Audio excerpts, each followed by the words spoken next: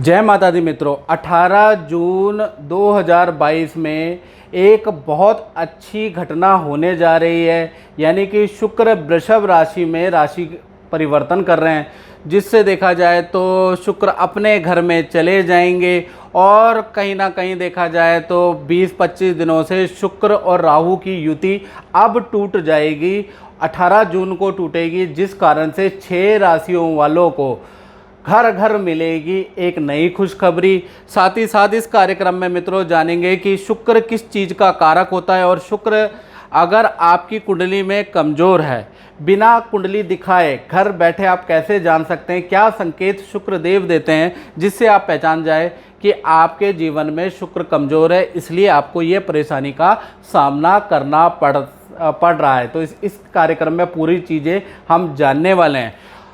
पहले मित्रों, हिमकुंद मृणालाभम दैत्यानाम परमम गुरुम सर्वशास्त्र प्रवक्तारम तम भार्गव परमा। सबसे पहले हम शुक्र देवता को नमन करते हैं और उनसे प्रार्थना करते हैं। जितने भी फेसबुक यूट्यूब में हमारे सब्सक्राइबर, हमारे फॉलोअर शुक्र देव का प्रोग्राम देख रहे हैं, तो सबके जीवन में कोई ना कोई खुशखबरी शुक्र देव जरूर देना, ये हमारा उनसे निवेदन है।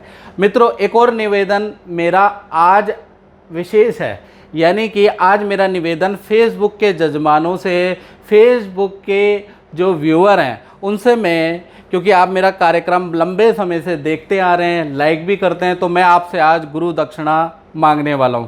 क्या आप मुझे गुरु दक्षिणा देंगे? मेरी गुरु दक्षिणा है कि आप मेरे YouTube चैनल एस्ट्रो आज में जाएं और एस्ट्रो आज YouTube चैनल को भी सब्सक्राइब करें। ये मेरी गुरु दक्षिणा। अगर आप मेरा कार्यक्रम पसंद करते हैं तो एस्ट्रो आज YouTube चैनल में जाकर उसको सब्सक्राइब जरूर करें। चलिए, सबसे पहले हम जानते हैं कि शुक्र जीवन में किन चीज़ों का कारक होता है। तो शुक्र देव, जैसा कहा जाता है ना, हिम कुंद्र मृणालाभम दैत्या नाम परमम गुरुम, क्योंकि दैत्यों के गुरु हैं शुक्रदेव।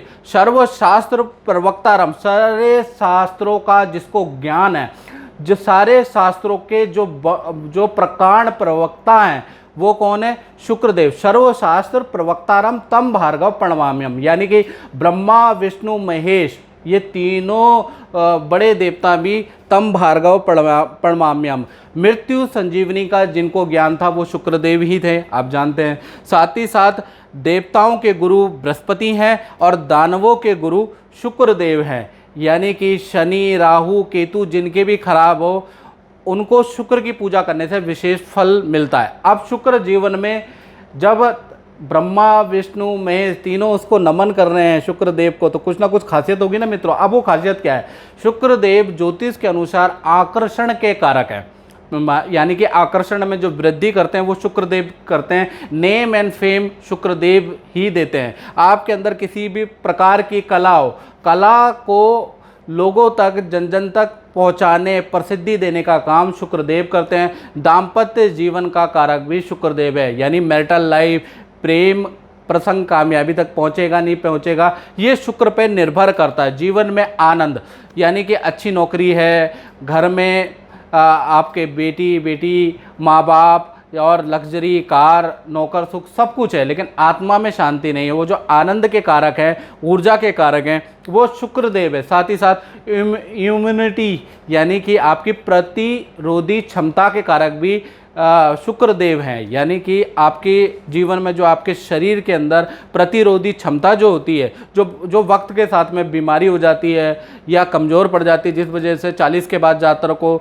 नेत्र की प्रॉब्लम, शुगर की प्रॉब्लम या कोई ना कोई प्रॉब्लम होती है, क्योंकि हमारी इम्यूनिटी कमज़ोर हो जाती है। अब इसके कारक भी शुक्रदेव ही होते हैं। तो शुक्रदेव को कैसे पहचानेंगे आप कि ये कमज़ोर है और इसको सही तरीके से किन उपायों से ठीक किया जा सकता है, इसके बारे में चर्चा करेंगे। उसके बाद 6 राशियों के बारे में भी मित्रों चर्चा करेंगे। ये बहुत इंपॉर्टेंट टॉपिक है। तो सबसे पहला जो संकेत मानव जीवन में हम लोगों को शुक्रदेव देते हैं, लेकिन हम पहचान नहीं पाते, यानी कि पहला संकेत क्या है? चेहरे पे त्वचा का रंग काला पड़ जाना, या फिर आपकी यौवन इच्छा 40 के बाद बिल्कुल ख़त्म हो जाना या कम हो जाना का मतलब आपका शुक्रदेव कमज़ोर है, यानी कि पति पत्नी को देख के ईर्ष्या हो जाती है, उनके आकर्षण में 40 के बाद कमी आ जाती है, या आपका जो चेहरा है वो बिल्कुल कह लीजिए पहले खिलता था, अब काला काला सा पड़ रहा है, तो मान के चलिए कि आपका शुक्रदेव कमज़ोर होने लग रहे हैं। अब इसके उपाय क्या है वो लास्ट में बताऊँगा। साथ ही साथ दूसरा संकेत क्या है कि बार बार रोने का मन करना, बार बार पुरानी बातें याद आना, बार बार कोई मृत लोगों के सपने देखना या उनको मिस करना, इसका मतलब ये होता है कि आपका शुक्रदेव कमज़ोर है। तीसरा संकेत क्या है, सुबह उठने में आपको आलस आता है और रात को आप देर तक नींद आती है या देर तक आप जगते हैं, तो मान के चलिए कि या नींद ना आने की समस्या आपके साथ में है, तो कहीं ना कहीं शुक्रदेव आपके कमज़ोर है। चौथा संकेत क्या होता है, पति पत्नी में मनमुटाव रहना या एक दूसरे की कमी निकालना, तो इसका मतलब शुक्रदेव आपका कमज़ोर है। या पति पत्नी में निरंतर किसी भी छोटी छोटी बातों को लेकर नोक झोंक रहना, तो इसका मतलब ये होता है कि शुक्रदेव आपके कमज़ोर होने लग रहे हैं। साथ ही साथ पांचवा संकेत क्या है कि बच्चे, माता पिता बार बार फैमिली में गुस्सा आ जाना, यानी बच्चों को भी छोटी छोटी बातों पे गुस्सा आना, या फिर आपके अभिभावकों को भी बार बार गुस्सा आ जाना, तो इसका मतलब क्या है कि एकदम से गुस्सा आ जाता है और एकदम से शांत हो जाता है, यानी शुक्रदेव आपके कमज़ोर है। छठा संकेत क्या है, और ये संकेत तो कॉमन पाया जाता है, तो ये आराम से आप भली भांति जान सकते हैं। घर के अंदर शुभ काम, मांगलिक कामों में देरी होना, विवाह, शादी, संतान, या यंग बच्चे हैं उनकी नौकरी नहीं लग रही है, या यंग बच्चों के शुभ काम हो नहीं रहे हैं, तो मान के चलिए शुक्रदेव कमज़ोर है। अब ऐसे में आपको क्या करना है ये याद रखिएगा, ये 3 टिप्स है, आजमाई हुई टिप्स हैं, बहुतों को लाभ मिलता है तो आपको भी लाभ होगा। पहली टिप्स क्या है कि आपको क्या करना है कि शौचालय में आपको डली वाला किसी कटोरी के अंदर डली वाला नमक कटोरी के अंदर रखकर, जितने भी आपके शौचालय, एक है तो एक शौचालय के अंदर रख दें, अगर आपके 2-3 शौचालय हैं तो सभी शौचालय के अंदर डली वाला नमक एक कटोरी भर रख देंगे, तो यहाँ पर पॉजिटिव एनर्जी घर के अंदर आ जाएगी, शुक्रदेव कमज़ोर जो हो रहे हैं वो बलवान हो जाएंगे। दूसरा उपाय क्या है, घर के अंदर लोबान, गूगल कूट के कपूर के साथ यदि आप पूरे घर के अंदर जलाते हैं और 108 दिन तक आप जलाते हैं, तो ये मेरे दादा परदादाओं का उपाय है। इससे किसी भी प्रकार की नज़र बाधा, ऊपरी बाधा, किसी भी प्रकार का कोई भी टेंशन, नेगेटिविटी दूर हो जाती है, प्लस ग्रह भी पॉजिटिव हो जाते हैं। तो लोबान, गूगल और कपूर के साथ में कूट के आप उसकी धुनी घर पे जरूर दीजिएगा, और 108 दिन, साल के अंदर 108 दिन जरूर देनी चाहिए। अगर डेली दे दे तो बहुत अच्छा है। तीसरी चीज़ अगर देखा जाए तो शुक्रवार को आपको क्या करना है, नीले फूल खरीद कर उसको आपको क्या करना है, अपने बेडरूम के अंदर सजाने हैं, या अपने बेडरूम के अंदर अगर आप नीले फूल हर शुक्रवार को रखेंगे तो दाम्पत्य जीवन में जो मतभेद चल रहा है, पति पत्नी के बीच में मतभेद चल रहा है, आकर्षण की कमी चल रही है और यौवन इच्छा मर गई है, तो आप नीले फूल बेडरूम में हर शुक्रवार को रखेंगे, ये प्रयोग करेंगे तो ऑटोमेटिकली शुक्र स्ट्रांग होगा और देखिएगा आपको रिजल्ट मिलेगा।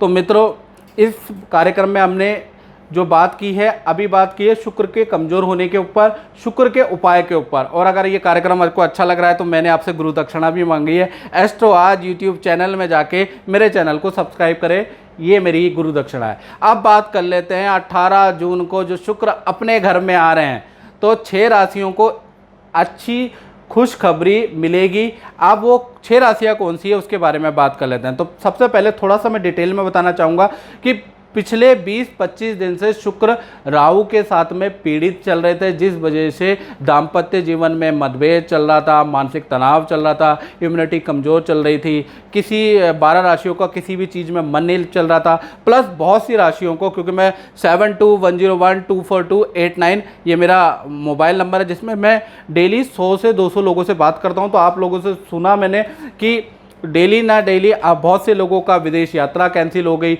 बहुत से लोगों के बाहर से धन आना था या फिर नौकरी लगने वाली थी वो चीज़ कैंसिल हो गई, बहुत से लोगों को अशुभ सूचना भी प्राप्त हुई, बहुत से लोगों को देखा जाए तो अपने पार्टनर यानी कि लव पार्टनर या लाइफ पार्टनर, पति पत्नी या प्रेमी प्रेमिकाओं से वाद विवाद, गंभीर वाद विवाद हो गया छोटे से मुद्दे में। तो ऐसा क्यों हुआ? क्योंकि शुक्र राहु के साथ में बैठे थे, इसलिए ये सब कुछ हुआ।